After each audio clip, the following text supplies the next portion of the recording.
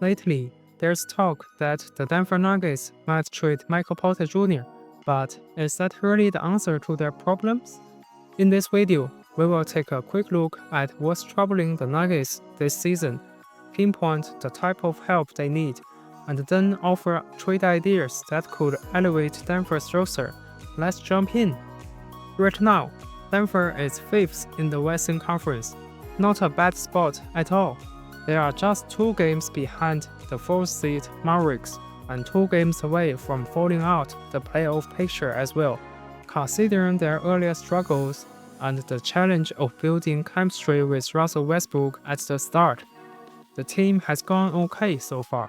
But to be clear, that success is thanks more to the players than to their management under Kevin Booth.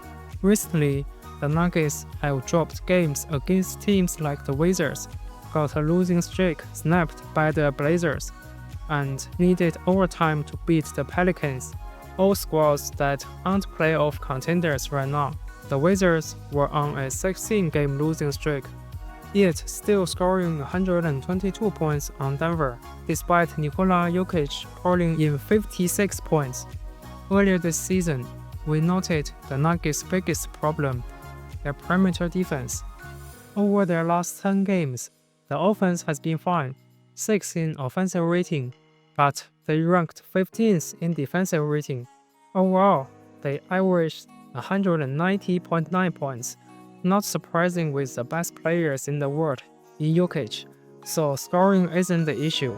The real concern is how they let teams like Wizards 107.5 points per game average hit 122 points.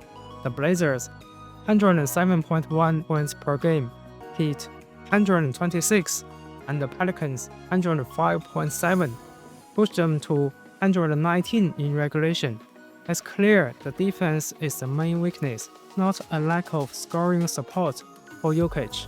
For now, we won't go deeper into their defensive issues, but it's a major weakness if Denver want to improve their roster. So, what trade could the Nuggets make? Recently, there's been rumors about sending Michael Porter Jr. to the Bulls for Zach LaVine. I'm not convinced this is a good move. Last year, the Bulls tried to trade LaVine but found no market. This season, his improved stats have boosted his value. To match LaVine's $43 million salary, the Nuggets would need to include Zeke Nazi plus 1 or 2 first-round picks. So the likely proposal is Porter Jr. plus Nazi plus 1 to 2 first-round picks for LaVine. Does this help Denver? LaVine would slot in as a secondary ball handler, giving them more dribble penetration and shot creation, especially if Jamal Murray isn't at full strength. However, a backcourt with LaVine and Murray could be a defensive liability, since neither is known for lockdown effort on that end.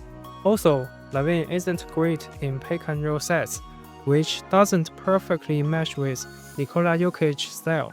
Most important, LaVine's contract is as long as Porter Jr.'s with higher salary. Why might Chicago accept? The Bulls want to move LaVine and might settle for Porter Jr. because he's slightly cheaper long-term and at least providing floor spacing. The Bulls attempt the second most threes, so Porter Jr. could boost their efficiency. Even though both contracts are lengthy, it would be the best return they will find for LaVine in this market. Overall, trading for LaVine might help Denver scoring if Murray struggles, but it raises questions about defense and fit with Jokic. The Bulls, meanwhile, got a cheaper but still long contract in Porter Jr. that could suit their plans better than continue with LaVine. Who else can Denver target for better perimeter defense instead? One promising option is the Nets, who are open to dealing players for draft picks. 2 names stand out: Cameron Johnson and Dorian Finney-Smith.